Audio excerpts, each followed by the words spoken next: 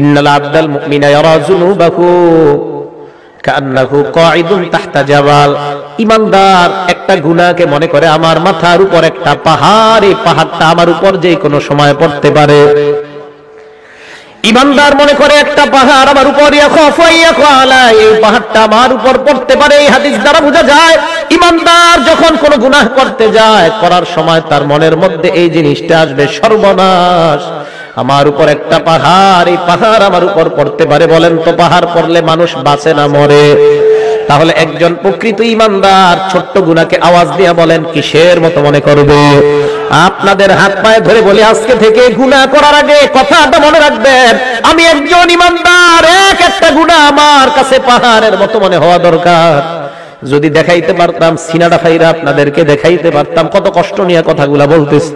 একজন ঈমানদারের উচিত গুনাহ করার আগে চিন্তা করা আমার মাথার উপর একটা পাহাড়। আমি এই হাদিস পড়ে চিন্তা করি সর্বনাশ, পাহাড় পড়লে তো মানুষ বাঁচে না, এর মানে একটা গুনাহ মানুষকে শেষ করে দিতে পারে, একটা গুনাহ।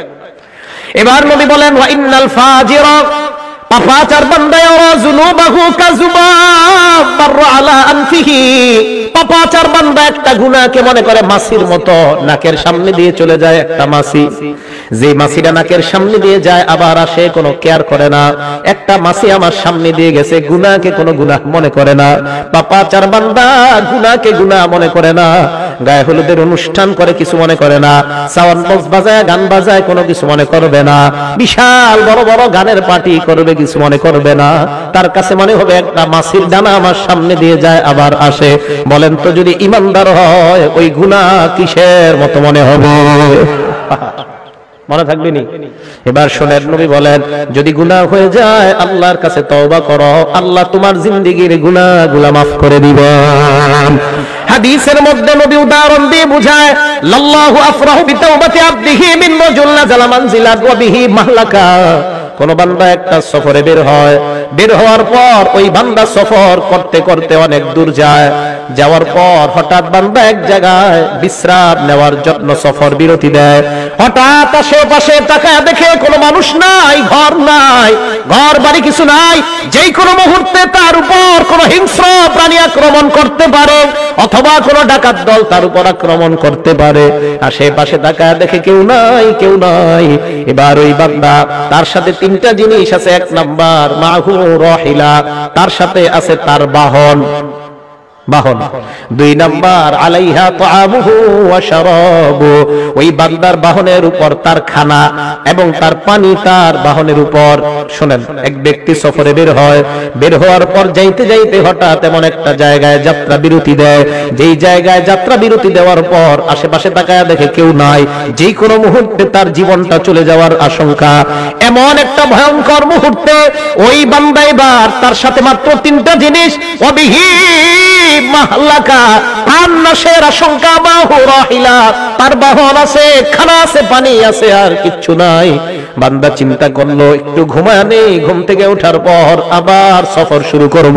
ফানামা নাওমা, বান্দা ঘুমায় যায়, ঘুমানোর পর ফাস্তাইকাযা, আবার জাগ্রত হয়। জাগ্রত হওয়ার পর তাকা দেখে তার বাহনটা হারায় গেছে। বাহন কি হয়েছে? হারায় গেছে। বুখারী শরীফের হাদিস। এখন বলেন তো বাহনের সাথে কি ছিল? খানা পানি ছিল, তাহলে সব গেছে।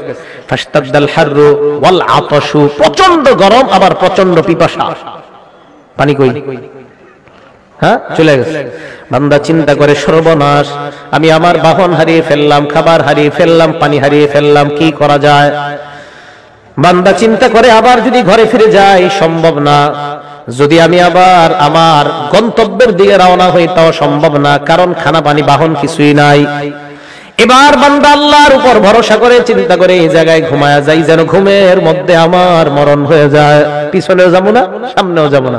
বান্দা ঘুমায়া যায়, শোনেন, বান্দা ঘুমায়া যায়, ঘুমায়া যায়, ফাস্তাইকাযা, ঘুম থেকে জাগ্রত হয়। হঠাৎ হওয়ার পর দেখে তার বাহন খানা পানি নিয়ে উপস্থিত হয়ে যায়। হাদিসটা বুঝছেন? হাদিসটা বুঝছেন নি সবাই? কিছু কয়রা বুঝছেন নি? আচ্ছা, এই যে বাহন আসলো, খানা আসলো, পানি আসলো, বান্দা যে হারাইলো, হারানোর পর আবার ফিরে পাইলো, কেমন খুশি? অনেক খুশি না? নবীজি বলেন এত খুশি হয় বিশিদ্দাতিল ফারহি, খুশির অতিশয্যে, গ্রাম্য বাংলায় কই খুশির ঠেলায়। কি কয়?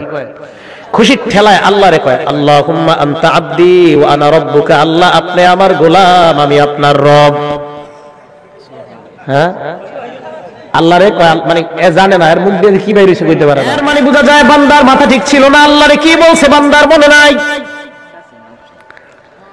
বান্দা আল্লাহরে খুশির ঠেলায় বলছে আল্লাহ আপনি আমার গোলাম, আমি আপনার রব। নবী বলেন এই বান্দা হারিয়ে যাওয়া বাহন ফিরে পাওয়ার পর যে পরিমাণ খুশি হয়, একজন বান্দা গুনাহ করার পর তওবা করলে এর চাইতে কোটি গুণ বেশি আল্লাহ খুশি হয়ে যায়।